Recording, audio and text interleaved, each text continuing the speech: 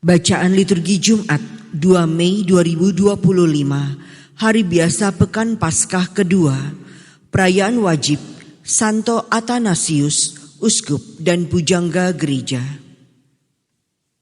Bacaan dari Kisah Para Rasul. Pada waktu itu, para rasul sedang diperiksa oleh Mahkamah Agama Yahudi. Maka seorang Farisi dalam Mahkamah Agama itu yang bernama Gamaliel, seorang ahli Taurat yang sangat dihormati seluruh orang banyak, bangkit dan meminta supaya para rasul itu disuruh keluar sebentar.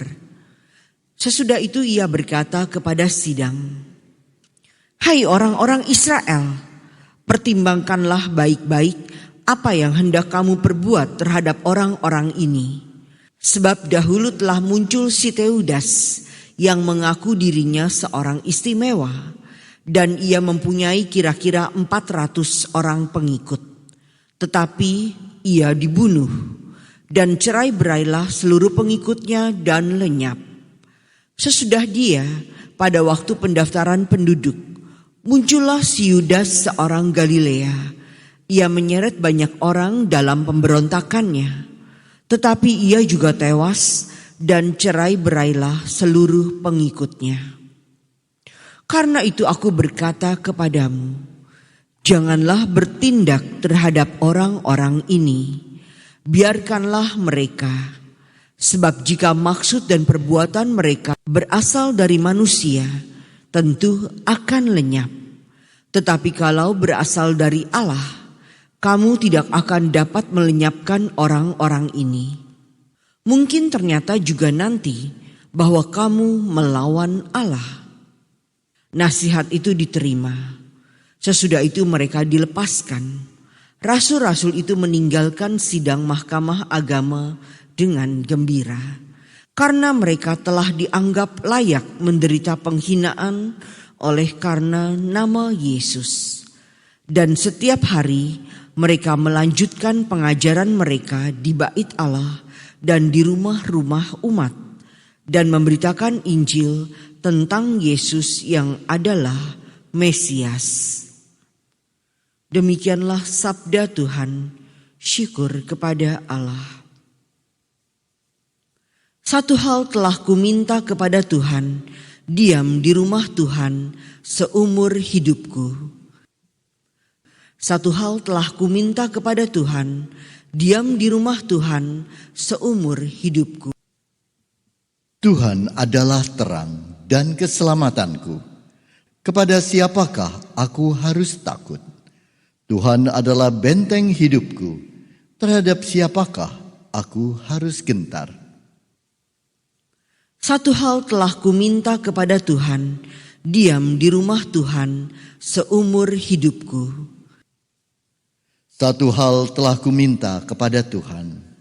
Satu inilah yang kuingini, diam di rumah Tuhan seumur hidupku, menyaksikan kemurahan Tuhan dan menikmati bait-Nya. Satu hal telah kuminta kepada Tuhan, diam di rumah Tuhan seumur hidupku. Sungguh, aku percaya akan melihat kebaikan Tuhan di negeri orang-orang yang hidup. Nantikanlah Tuhan, kuatkanlah dan teguhkanlah hatimu. Ya, nantikanlah Tuhan. Satu hal telah kuminta kepada Tuhan, diam di rumah Tuhan seumur hidupku. Haleluya, haleluya, haleluya. Manusia hidup bukan dari roti saja, tetapi dari setiap firman yang keluar dari mulut Allah. Haleluya, haleluya, haleluya.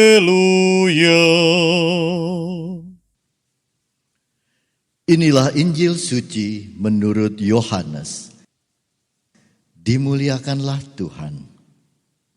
Pada waktu itu, Yesus berangkat ke seberang danau Galilea, yaitu danau Tiberias.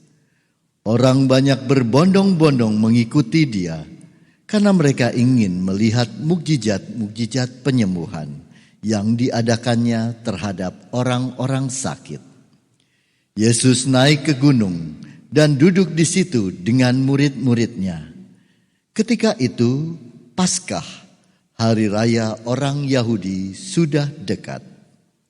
Ketika Yesus memandang sekelilingnya dan melihat bahwa orang banyak berbondong-bondong datang kepadanya, berkatalah ia kepada Filipus, "Di manakah kita akan membeli roti sehingga mereka ini dapat makan?" Hal ini dikatakannya untuk mencobai dia, sebab ia sendiri tahu apa yang hendak dilakukannya. Jawab Filipus kepadanya, "Roti seharga 200 dinar tidak akan cukup untuk mereka ini, sekalipun masing-masing mendapat sepotong kecil saja." Seorang dari murid-muridnya, yaitu Andreas, saudara Simon Petrus, berkata kepadanya, "Di sini ada seorang anak yang membawa 5 roti jelai dan mempunyai 2 ikan. Tetapi apakah artinya itu untuk orang sebanyak ini?" Kata Yesus, "Suruhlah orang-orang itu duduk." Adapun di tempat itu banyak rumput, maka duduklah orang-orang itu, kira-kira 5.000 laki-laki banyaknya. Lalu Yesus mengambil roti itu, mengucap syukur dan membagi-bagikan kepada mereka yang duduk di situ. Demikian juga dibuatnya dengan ikan-ikan itu, sebanyak yang mereka kehendaki. Dan setelah mereka kenyang, ia berkata kepada murid-muridnya, "Kumpulkanlah potongan-potongan yang lebih, supaya tidak ada yang terbuang." Maka mereka pun mengumpulkannya dan mengisi 12 bakul penuh dengan potongan-potongan dari ke-5 roti jelai yang lebih setelah orang makan. Ketika orang-orang itu melihat mukjizat yang telah diadakan Yesus, mereka berkata, "Dia ini benar-benar nabi yang akan datang ke dalam dunia." Karena Yesus tahu bahwa mereka akan datang dan hendak membawa dia dengan paksa untuk menjadikan raja, ia menyingkir lagi ke gunung seorang diri. Demikianlah sabda Tuhan. Terpujilah Kristus.